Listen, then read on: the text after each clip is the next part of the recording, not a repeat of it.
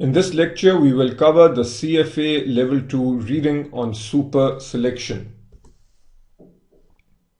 There are several issues and violations in this case study, and I will therefore read this with you and identify the violations, and we'll also talk about what can be done to address these violations. Patricia Cuff, Chief Financial Officer and Compliance Officer for Super Selection Investment Advisors, has just finished reviewing the brokerage account statement for one of Super Selection's portfolio managers, Karen Trader. When a disgruntled board member of AMD informed her of Trader's possible misconduct, Cuff decided to investigate Trader's relationship with AMD, a company whose stocks Trader recently bought for all her portfolios. So this should raise a red flag. Potentially there is a violation of the standard with regards to suitability, because if she's buying this for all her portfolios, has she first verified that this stock is appropriate and suitable for all the investors? As a result, Cuff obtained and is now reviewing Trader's brokerage statements, which were not previously submitted by Trader. Cuff is concerned about possible violations of the company's standards of professional conduct and her responsibilities as a compliance officer and member of CFA Institute to act on these violations. Now, not explicit, but built in here is the fact that Cuff is a senior manager at the firm. She's the CFO and the compliance officer. Trader does not directly report to her, but in some way, Cuff can decide the fate of Trader in this particular company. So, in a sense, she has a supervisory role.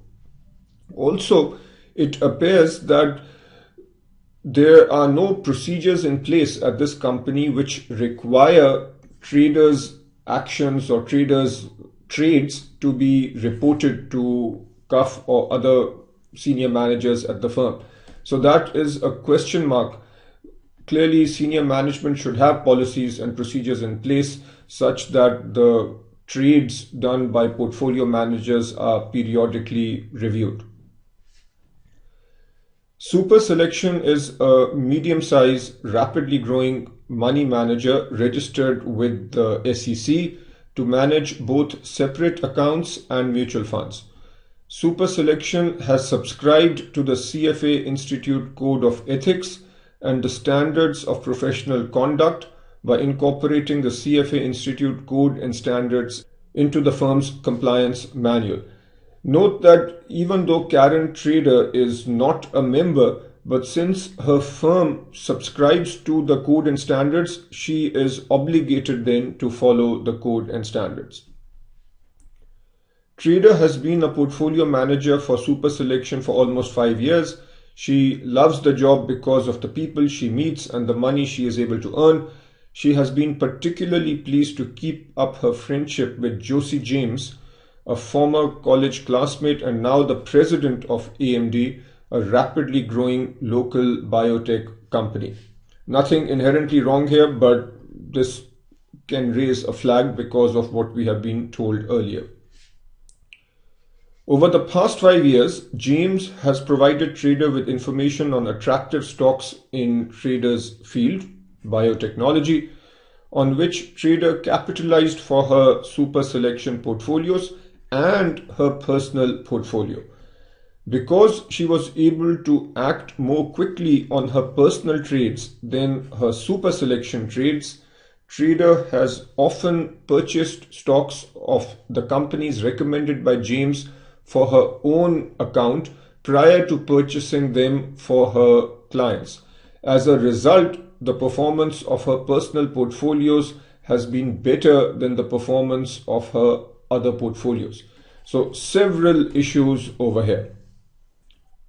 What we are seeing here is a violation of Standard 6B, priority of transactions. What Trader is doing is front running. She is buying for her own portfolio first and then for the clients, which obviously hurts the clients. If the prices are going up on a good stock, and she buys first, then she is buying at a lower price relative to the clients. She is putting her own interest ahead of the clients, which is a violation. This is with regards to trader. But what about the Chief Compliance Officer, CUF? She should actually have processes and procedures in place to ensure that the employees like trader are reporting their transactions, and there should be a policy or procedure in place that these transactions done by equity managers and traders in the company are periodically reviewed.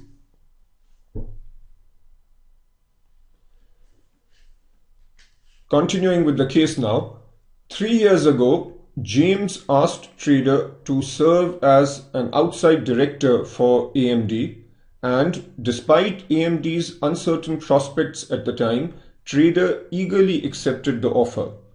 Because AMD was in shaky financial condition until recently, the company compensated its directors with stock options rather than cash payments.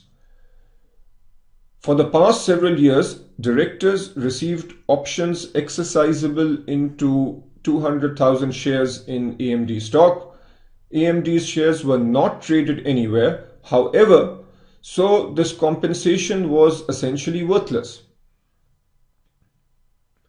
AMD's shares were not traded anywhere, however, so this compensation was essentially worthless, and trader has not reported her relationship with AMD to Super Selection. So this is a major red flag.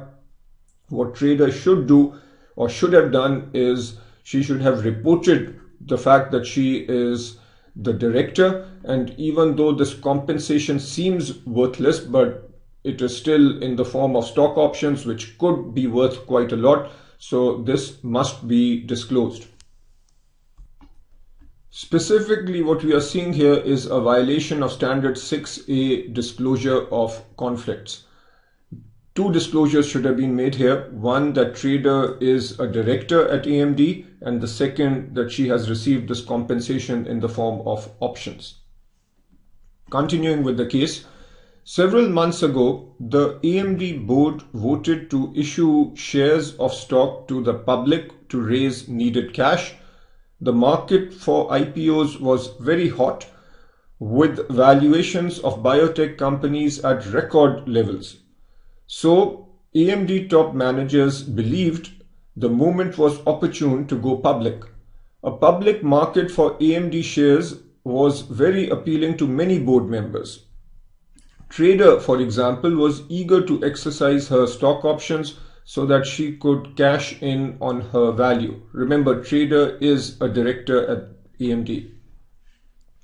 She had just begun construction of a new home, which was putting significant pressure on her cash flow.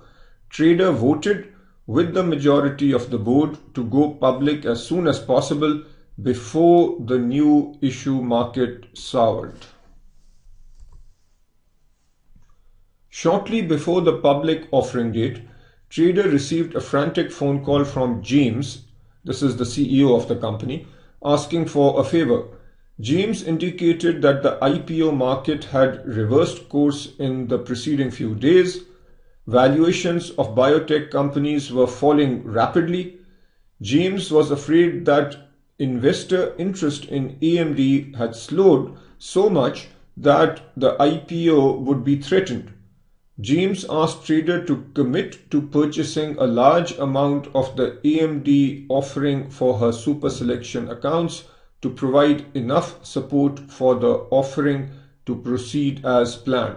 Again, major violation alert over here. The violation has not actually happened because here we have James doing something that's not right. So let's see how trader responds. Trader had previously decided that AMD was a questionable investment for her accounts. So this is interesting. She does not believe that AMD necessarily is the right stock to buy for her clients. As an AMD director, however, she also wanted to see a successful IPO, so she offered to re-evaluate that decision. Now we see that trader is wearing two hats. She is the director of AMD and she is also a portfolio manager at Super Selection. So she needs actually to keep in mind that she has a fiduciary responsibility, a fiduciary duty towards her clients at Super Selection. So in this re-evaluation, AMD's stock price seemed high to trader. So her initial thoughts are confirmed here. Moreover, if she wanted to achieve the desired volume, AMD stock would then represent a higher percentage of traders' Super Selection portfolios than most holdings. Nevertheless, trader decided to purchase the shares as James suggested, so major violation over here. And when the IPO was effective, she placed the order for the separate accounts and the mutual funds that she managed. So there are several violations here, and I want you to pause the video and think about the violations before continuing. Specifically, the following standards are violated. 5E, diligence and reasonable basis. Clearly, when trader purchased AMD stock for her various clients, she did not have a reasonable basis for doing so. Standard 3A, loyalty, prudence and care is violated because she is not being loyal to her clients. She is putting her own interest ahead of the clients, and clearly that should not be done. And finally, standard 3C with regards to suitability is being violated because she is not considering the risk return objectives and the constraints of her clients when allocating AMD shares. So we notice that she is buying AMD shares for all her clients. So major issues over here.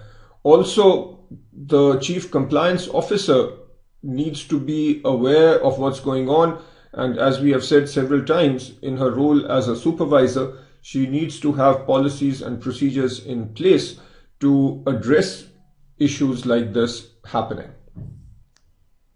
So a major question is, what actions should CUF take now? And I will read from the curriculum.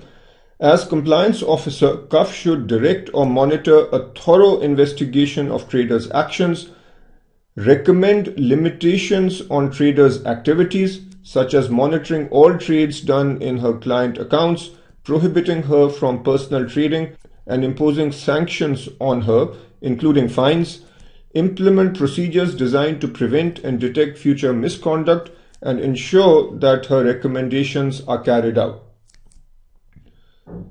The senior managers should also consult an attorney to determine whether traders' actions should be reported to local legal or regulatory bodies. If senior management fails to act, CUF may need to take additional steps, such as disclosing the incident to Super Selection's board of directors and to the appropriate regulatory authorities, and may need to resign from the firm. And this bit about resignation connects with the code and standards, where if somebody is bound by the code and standards and there are clear violations around her about which nothing is happening, then the appropriate action is to dissociate oneself from those activities, and in CUF's case that might actually involve leaving the firm. Coming now to the various policy statements. We have talked about CUF as a supervisor. So what is an appropriate statement with regards to responsibilities of supervisors? This is given right here, straight from the curriculum. Employees in a supervisory role are responsible for the actions of the employees they supervise regarding compliance with the firm's policies and procedures and any securities, laws and regulations that govern the employees' activities. When supervisors become aware of a violation of securities laws or firm policies, they must notify the compliance officer and senior management and/or ensure that appropriate steps are taken to address the violation.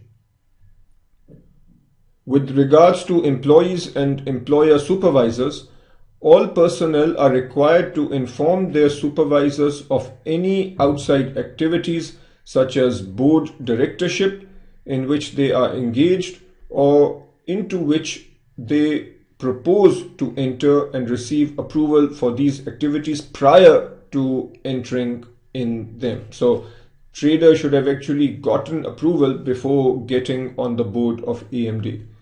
Employees shall disclose all conflicts of interests to clients and super selection prior to engaging in any activities that could be influenced by such conflicts.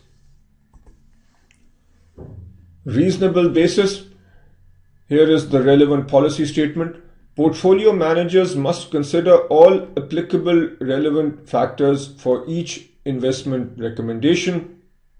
Recommendations should be made in view of client objectives and the basic characteristics of the investment to be bought or sold. With regards to fiduciary duty, employees have a responsibility to identify those persons and interests to which they owe duties of loyalty, prudence, and care. Employees must comply with any fiduciary duties imposed on them by law or regulation. So clearly, in this case, trader had a fiduciary duty towards her clients, and that should have taken precedence over her personal stake in AMD. Investment recommendations and actions. So here is the policy statement. The objectives and constraints of each client's portfolio should be put into a written IPS. In taking action or making investment recommendations for clients, employees should consider the needs and circumstances of the client and the basic characteristics of the investment and portfolio involved. No recommendation should be made unless it has been reasonably determined to be suitable for the client's financial situation, investment experience, and objectives. With regards to priority of transactions, here is the policy statement. The interests of customers will always be given priority over the personal financial interests of the firm's personnel, particularly when securities are being traded or investment actions are being taken. All personal trades by employees of the firm will be pre-cleared in accordance with the firm's compliance policies. Clearly, this was not happening at Super Selection.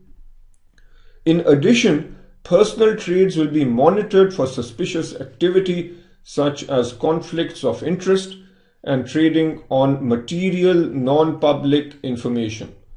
Any violator of these priority and pre-clearance policies will be subject to sanctions, including loss of employment. That's it in terms of this case. We have seen several violations and how those violations should be dealt with. I would encourage you to also do this case on your own, because the ethics case study that you will get on your exam might have the sorts of scenarios that you have seen over here.